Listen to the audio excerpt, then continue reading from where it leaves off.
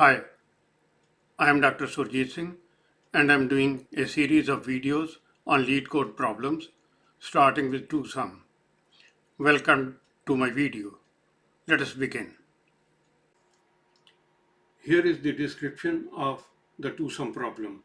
Out of a given list, we have to find two numbers for which the sum equals a given target, and it returns the indices of those two numbers in the form of a list. In case of failure, the list will be empty. We will look at two solutions and compare their time and space complexities. In the brute force method, every element of the list is added to every other element, so you can imagine that its time complexity is very high. Consider the list of 5 elements. Their indices are 0 to 4.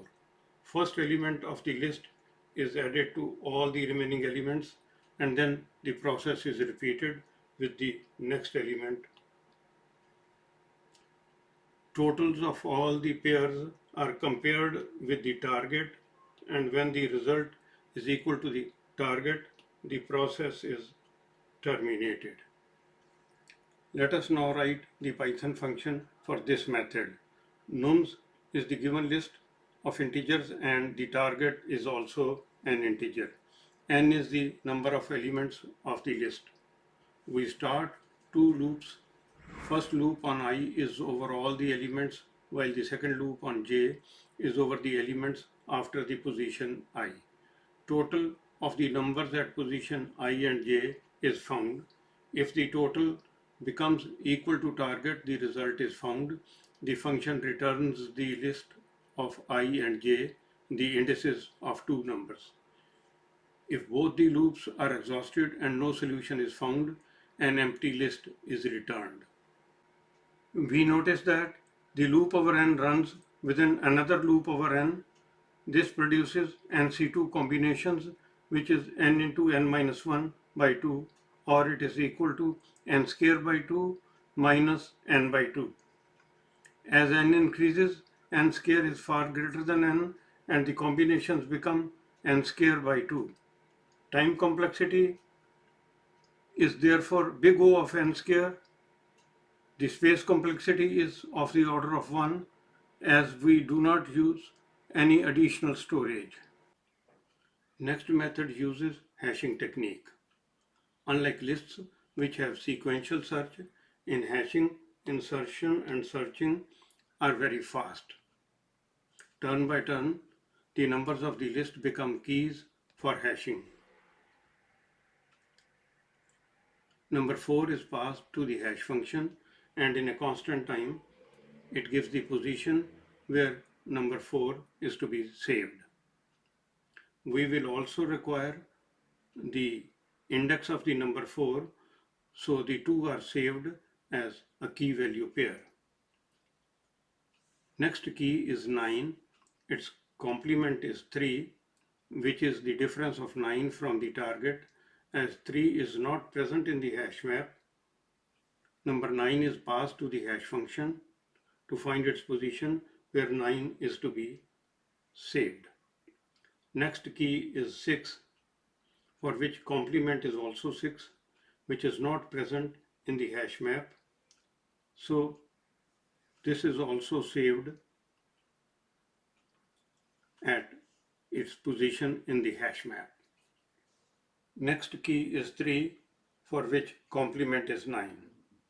As 9 is already present in the hash map, the problem is solved.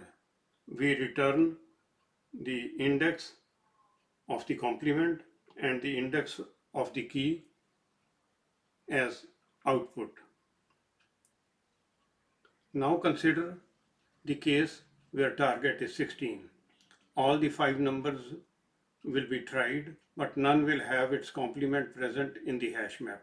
So an empty list will be returned.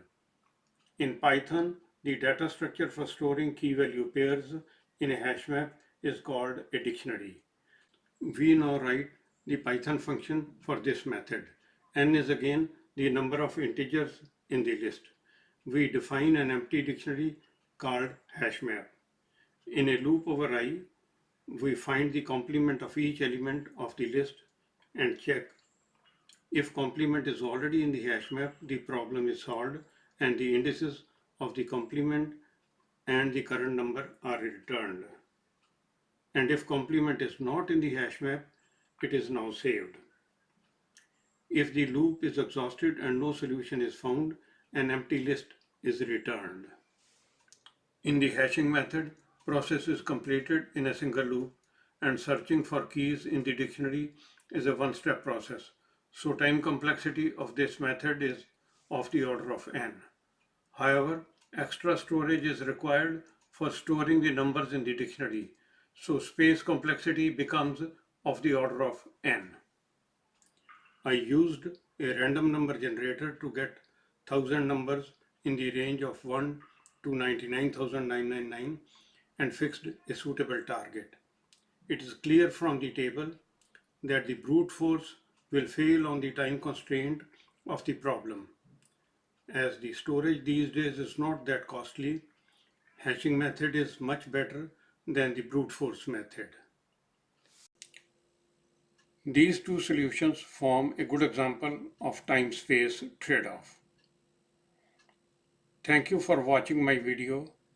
Your comments are welcome. Please wait for more of my videos on other Leetcode problems.